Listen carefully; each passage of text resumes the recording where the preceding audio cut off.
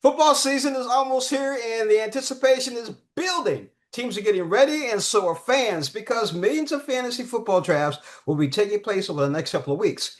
ESPN Insider Field Yates joins us with expert insights, draft strategies, and even an opportunity to compete against him in a private league. How are you, Phil? I'm doing great. Thank you for having me on today. Well, thank you for joining us. Forgive my excitement. It's that time of year, man. Time of year. I'm sharing it with you. Yeah. Great. So, Phil, what are some of the storylines you're following right now before the season gets underway? Well, I'm following the storylines that involve the players that are going to go highest in the draft. So, always checking out injuries and things of that nature. But to me, as far as like fantasy relevant players go, there are a couple at the top that really have my interest peaked. Christian McCaffrey would be right there near the top. And McCaffrey, at his best, has been the best player in fantasy football on multiple occasions. Tracking his health is a big story during the preseason. I have no doubt about the ability of Christian McCaffrey, still one of the game's elite players, but making sure that he looks like himself week in and week out is something I definitely have my eyes on. And then rookies, always tracking the rookies. Guys like Ashton Genty and Omarion Hampton and Travion Henderson and Tedero McMillan, and of course, Travis Hunter, and finding out how these guys are looking and what their anticipated role might be this year is hugely consequential in August. Now, what players are poised for a breakout season, and who are some you would shy away from? I think poised for breakout seasons, I always look towards second year players. Roma Dunze is a good example from the Chicago Bears, a guy who had a great year, excuse me, a great college career and just an okay start to his year last year. His teammate Caleb Williams, also in that category. Caleb has all this promise and talent. Drake May for the New England Patriots, other quarterbacks, got plenty of talent and what looks like the goods to become a very useful fantasy quarterback. As far as guys that I am avoiding, well, let me say something.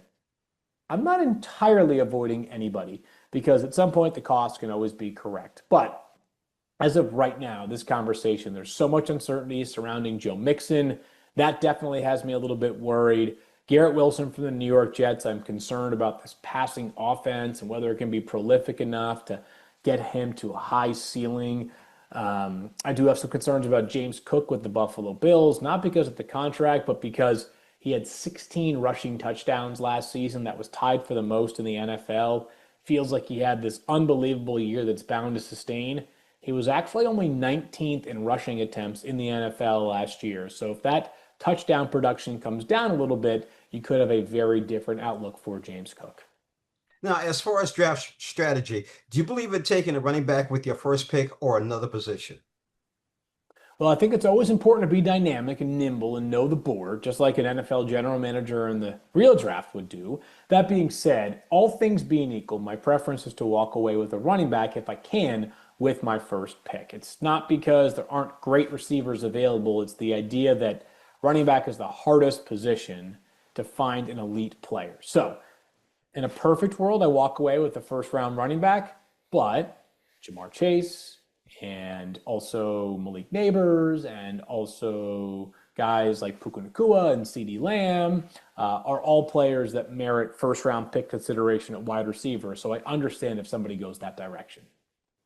Please tell us how our audience can compete against you in a fantasy football league, and what are some of the awesome prizes?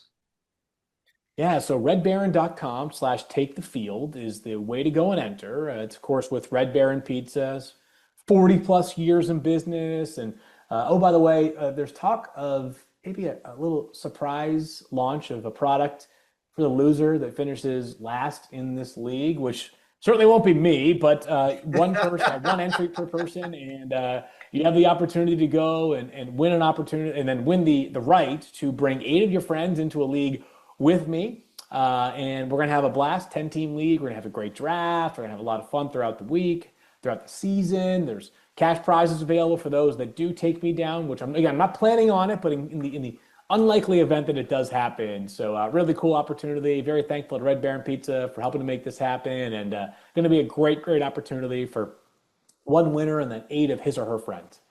Okay, now where can fans go for more information?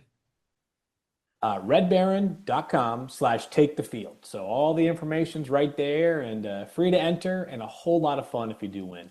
I got Field Yates here. I got to ask him one more question. Who do you pick for AFC playoffs and then NFC playoffs? All right, here we go. AFC playoffs, division winners: Buffalo Bills, Kansas City Chiefs, Baltimore Ravens, Houston Texans. I'm going to go with Chargers, Broncos, and Steelers Bengals for wild card teams.